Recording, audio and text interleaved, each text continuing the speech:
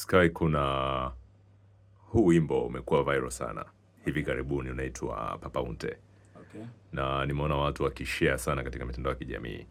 Lakini wamekuwa wakishare katika situation tofauti tofauti, iwe ya furaha au huzuni. Nakuta mtu anapika Papa Unte. Nilikuwa nimefuatilia, nimegundua kuwa wimbo umetoka muda mrefu, ni miaka kadhaa iliyopita.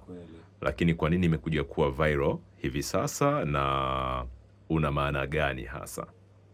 Okay, Papa Unte ni neno la Kifaransa, linamaanisha baba uko wapi. Kwa mwandishi wa nyimbo hii ambaye alitoa, ilikuwa ni mwezi Mei mwaka 2013, ilikuwa Mei 13 mwaka 2013. Stromae, Mbelgiji, alikuwa na maswali anayomuuliza mama yake kwamba baba uko wapi? Nimezaliwa, nimekuwa, lakini simuoni baba. Kuna wakati mtoto wa kiume anapokuwa anakuwa anahitaji malezi ya baba mwenyewe, yani kuna yale malezi ya kiume. Kwa kuna namna fulani akiyakosa, atauliza baba yuko wapi? Kama baba hayupo, basi atataka kujua yuko wapi. Na kama anarudi, atarudi lini? Kwa Stromae alikuja na wimbo akiwa ni kama mtoto aliyezaliwa katika mazingira ambayo hakumuona baba yake, na kila alipojaribu kumuuliza mama yake hakumpa majibu.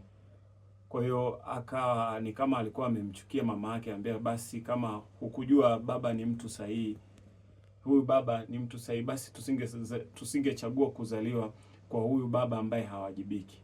Siku zote hizi alikuwa yuko wapi?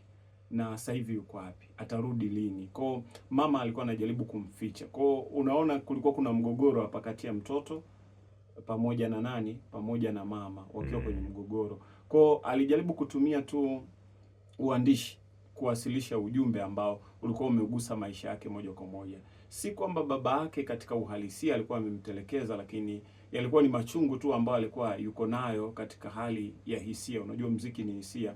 Kwa katika kuwasilisha ujumbe akaamua kuzungumza kwamba baba uko wapi, kwa sababu baba yake alifariki mwaka 1994 kwenye mauaji ya kimbari nchini Rwanda. Kwa alikuwa katika makuzi ambayo kuna wakati alikuwa anamhitaji baba, lakini akawa amemkosa.